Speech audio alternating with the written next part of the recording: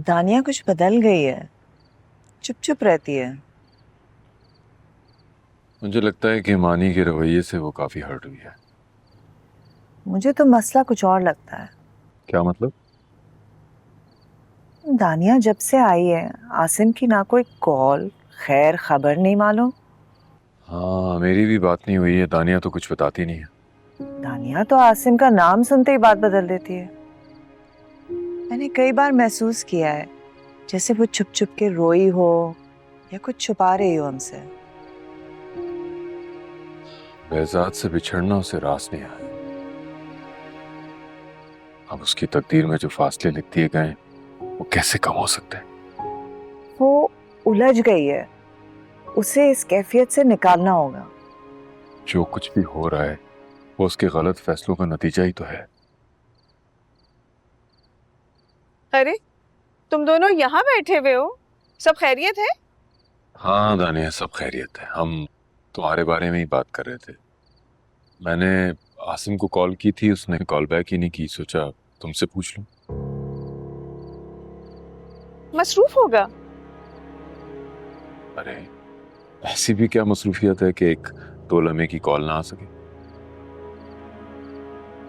हमजा, तुम जानते तो हो वो कितना बिजनेस माइंडेड आदमी है।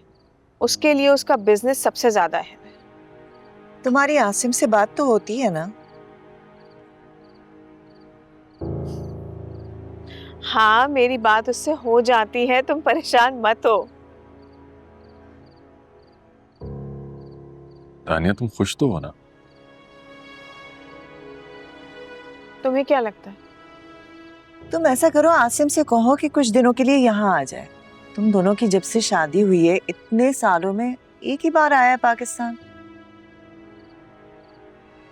रूबी प्लीज, मैं यहाँ टेंशन फ्री टाइम एंजॉय करना चाहती हूँ। उसे वहीं रहने दो। दानिया, ऐसे क्यों कह रही? मजाक कर रही हूँ हमजा, क्या हो गया है तुम्हें? नहीं, आसिम के बारे में कोई मजाक मत करो। हम सब तुम्हें आसिम के साथ खुश देखना चाहते हैं। हमजा, मेरी खुशियां आसिम की मोहताज नहीं है। और तुम बिला वजह आसिम को लेकर ना अपने दिल में वसवसे मत पैदा करो। I am quite all right.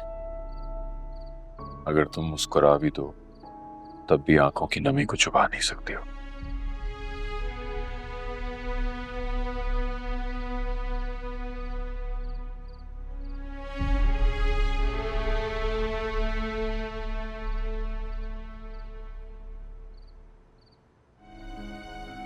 दानिया आती है तो मैं खाना लगवाती हूँ। माँ, मेरा नहीं ख्याल वो घर आएंगी। मैंने कॉल की थी, मानी के साथ ही गई। मानी के साथ? आप तो ऐसे रिएक्ट करिए जैसे बेजार चाचू के साथ गई हूँ। बेहजाद क्यों लेकर जाएगा उसे साथ? वैसे अगर मानी के साथ गई है तो अच्छी बात है। इसका मतलब है माँ बेटे के फासले कम हो रहे हैं।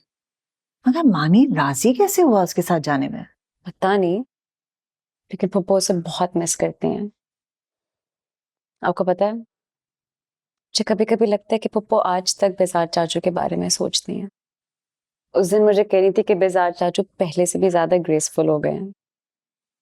तुम बेहजाद को मत डिस्कस करना उसके साथ।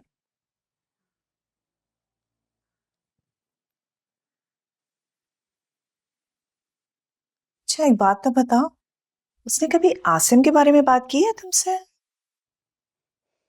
आसिम अंकल को तो वो बिल्कुल ऐसे डिस्कस करती है जैसे पाकिस्तानी औरतें अपने हस्बैंड्स को करती हैं। लिटरली जो नोटिस किया वही बता रही हूँ।